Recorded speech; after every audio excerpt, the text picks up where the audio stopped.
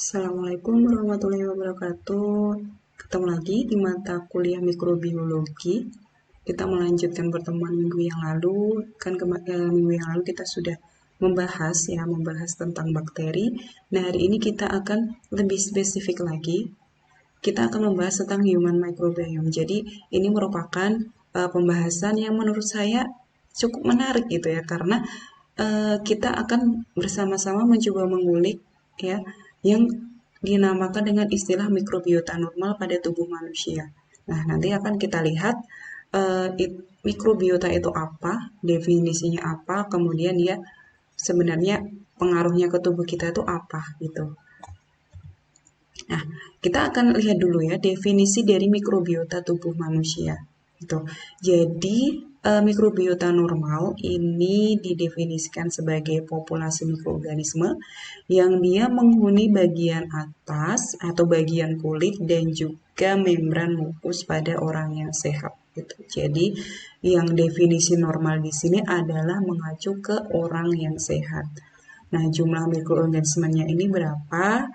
Ada sebuah penelitian di sana mengungkapkan bahwa jumlah dari mikroorganisme yang menghuni tubuh manusia itu ternyata 10 kali lipatnya dari jumlah sel-sel penyusun tubuh manusia itu sendiri. Dan untuk mikrobiota normal ini didominasi oleh bakteri yang dikelompokkan menjadi dua, yaitu ada yang dinamakan resident microbiota dan transient microbiota. Nah, resident microbiota ini bisa dibilang dia merupakan mikroorganisme yang memang ya udah dia menetap atau berada tetap di tubuh manusia. Kalau transient dia istilahnya dia hanya mampir gitu. Misalnya ketika kita keluar eh, kemudian karena ada polusi udara dan lain sebagainya itu ada beberapa mikroorganisme yang nempel di kulit tapi hanya sementara. Nah, itu namanya transient microbiota. Nah, untuk komposisinya sendiri itu dari ujung rambut sampai ujung kaki itu ternyata dihuni oleh berbagai macam jenis mikroorganisme. Nah, di sini kita akan berbicara tentang bakterinya gitu ya. Karena yang mendominasi adalah bakteri. Nah, ternyata dari ujung rambut sampai ujung kaki itu bakteri yang ada di tubuh manusia itu sangat beragam dan komposisinya berbeda. Itu misalnya di vagina ya dengan di usus, ternyata di vagina ini didominasi oleh kelompok Firmicutes, sedangkan di usus itu kelompok Firmicutes-nya memang mendominasi tapi jumlahnya tidak sebanyak di vagina. Itu salah satu contohnya. Nah, kemudian ini merupakan peran pentingnya dari mikrobiota atau mikrobiom dalam tubuh manusia itu apa saja. Nah, ini tadi ya yang ternyata jumlahnya ada mikroorganisme di tubuh kita itu 10 kali lipat dari jumlah sel yang menyusun tubuh kita itu sendiri. Kemudian dari jumlah sebanyak itu ternyata jenisnya atau spesiesnya itu sampai lebih dari 10.000 jenis bakteri atau spesies bakteri. Nah, selain itu kita masuk ke perannya.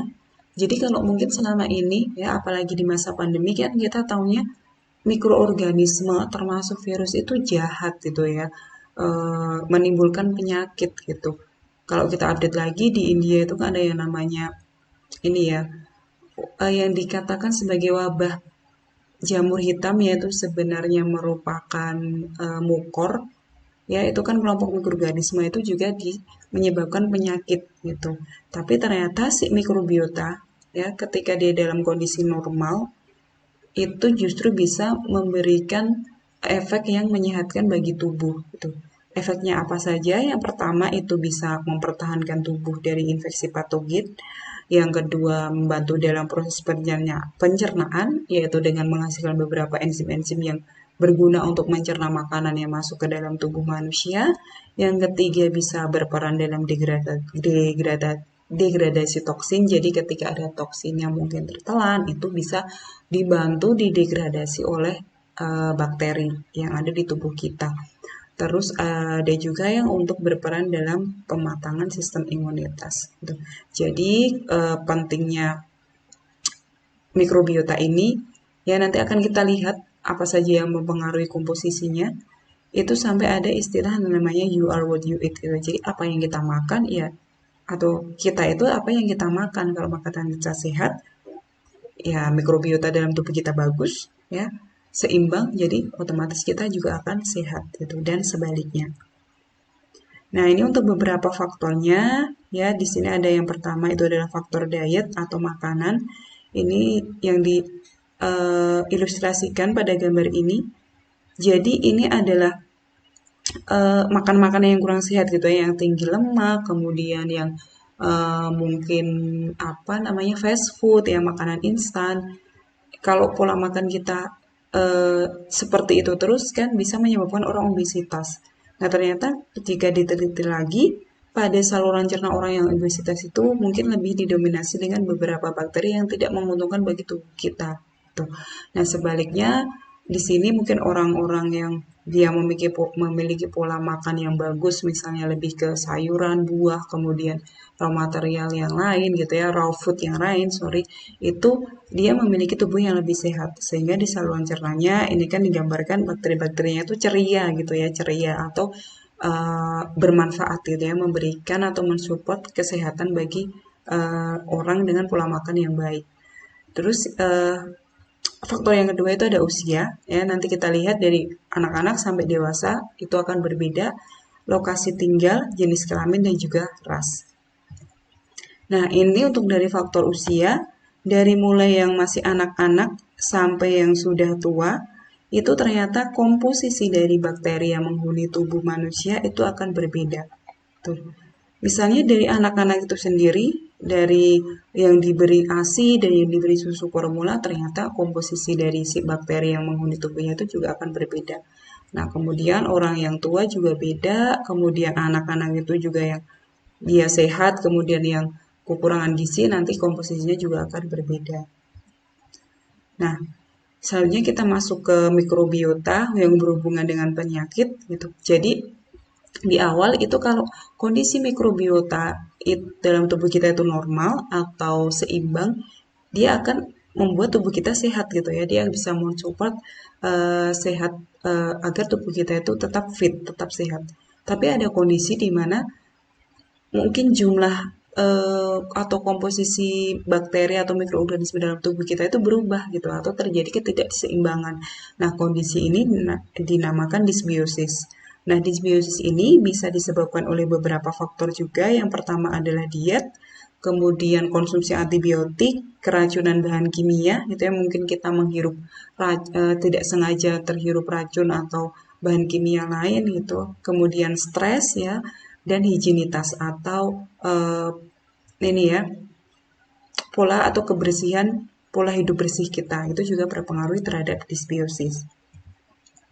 Nah ini ya terkait dengan penyakit. Jadi dari sebuah penelitian itu menyebutkan bahwa ternyata mikrobiota normal yang ada di tubuh kita itu mempengaruhi penyakit-penyakit yang bisa menyerang atau bisa menginfeksi kita gitu ya, menginfeksi manusia. Nah, di sini digambarkan ya dari obesitas, diabetes, penyakit liver dan lain sebagainya itu ternyata dipengaruhi oleh kondisi dari mikrobiota yang ada di tubuh kita. Nah, ini contohnya ya, contohnya orang yang obesitas gitu ya. Orang yang obesitas, ini ada sebuah penelitian, ternyata orang yang obesitas itu rasio antara Bacteroidetes dan Firmicutes itu ternyata berkurang jika dibandingkan dengan orang yang sehat. Gitu. Nah, ini adalah beberapa jurnal yang mungkin nanti teman-teman bisa cari kemudian bisa baca ya untuk mendalami terkait human microbiota ini ya. Ini mungkin sudah penelitian tahun 2017. Nah, ini nanti ada beberapa penelitian-penelitian yang terbaru itu juga banyak sekali. Jadi teman-teman bisa search mungkin yang open access gitu ya agar bisa di-download dan dibaca-baca untuk mendalami terkait mikrobiota normal pada tubuh manusia. Oke. Jadi untuk kuliah tentang mikrobiota normal saya rasa cukup singkat saja gitu ya. Nanti teman-teman jika ada yang masih kurang jelas itu bisa kita diskusikan di forum diskusi yang sudah ada di LMS gitu. Nanti bisa kita sambung di sana atau mungkin setelah kalian mencari jurnal kemudian dibaca-baca ada yang kurang jelas nanti bisa kita diskusikan di sana. Baik, terima kasih banyak sudah mendengarkan video ini. Ya, semoga bermanfaat dan menambah wawasan teman-teman tentang mikrobiologi, khususnya tentang mikrobiota tubuh manusia. Sampai jumpa di video-video selanjutnya. Dan jangan lupa untuk ini ya, mengisi forum diskusi yang sudah disediakan. Saya tutup. Assalamualaikum warahmatullahi wabarakatuh.